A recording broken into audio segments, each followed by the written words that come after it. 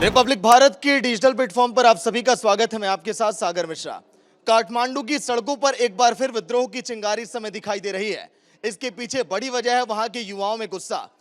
ये जो युवा आज के दिन प्रदर्शन करने के लिए सड़कों पर उतरे, इनकी उम्र महज केवल 18 से 30 साल के बीच है। वजह अगर मैं आपको बताऊं तो 3 सितंबर के दिन काठमांडू में वो तमाम सोशल मीडिया प्लेटफॉर्म जिस पर बैन लगाया गया, इसी वजह से वहां के युवाओं में गुस्सा और आक्रोश है। सन 2024 में इस पर विचार किया गया था कि फैसला लिया जाए, लेकिन जैसे जैसे वक्त बीतता गया वहां के लोगों में गुस्सा इसको लेकर बढ़ता गया। आपको याद होगा मार्च के महीने में भी जब काठमांडू के अंदर राजाओं के समर्थन में लोग सड़कों पर उतरे थे, प्रदर्शन किए थे। आज के दिन जैन जी के लोगों ने यहां पर आंदोलन किया, हंगामा किया और इनकी संख्या करीब 15,000 बताई जा रही है। यही नहीं, जैन जी की टीम आने वाले दिनों में प्लान बी के तहत अब काम करेगी। प्लान बी के तहत अगर आंदोलन हुआ तो कहा जा रहा है कि काठमांडू की सड़कों पर और भी भारी बवाल देखा जा सकता है।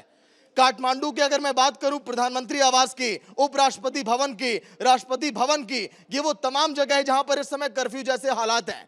काठमांडू में एक एक सड़कें इस समय छावनी में तब्दील हो गई हैं।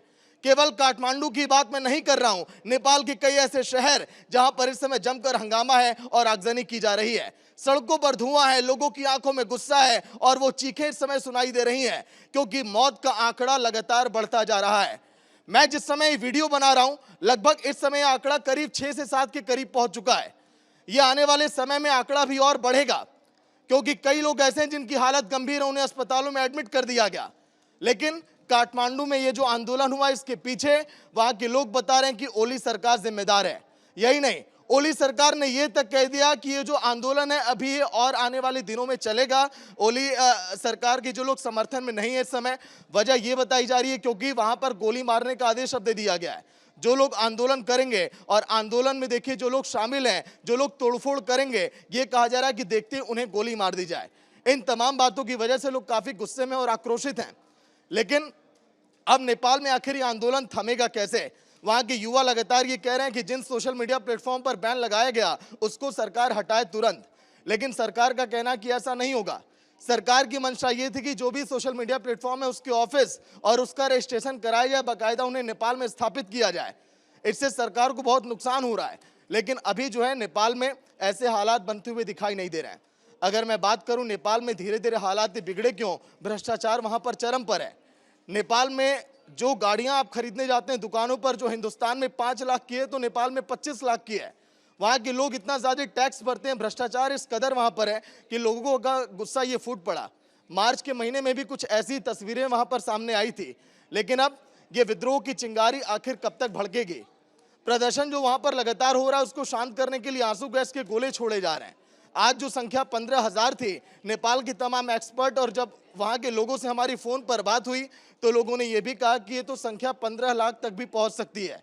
कल के दिन ये आंदोलन और भी ज्यादा यहां पर भड़क सकता है।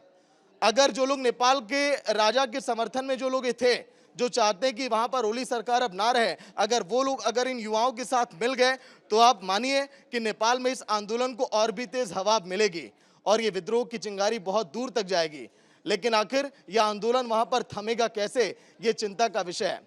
नेपाल के इतिहास में एक बड़ी मैं बात आपको बताऊं तो पहली बार हुआ जब प्रदर्शनकारी नेपाल की संसद भवन तक प्रवेश कर गए। नेपाल में बड़े बड़े आंदोलन हमने देखे। लगभग 15 दिनों के वहां के हालात को मैं खुद देख कर आया था काठमांडू में, लेकिन ऐसे हालात वहां पर कभी भी पनपे नहीं थे। लेकिन अब इतिहास में पहली बार अगर प्रदर्शनकारी नेपाल की संसद भवन तक प्रवेश किए तो आने वाले दिनों में यह आंदोलन कहां तक पहुंचेगा और लोगों का गुस्सा आक्रोश अब शांत कैसे होगा, ये ओली सरकार के सामने बड़ी चुनौती है। फिलहाल इस वीडियो में इतना ही। देखते रहिए रिपब्लिक भारत का डिजिटल प्लेटफॉर्म। नमस्कार।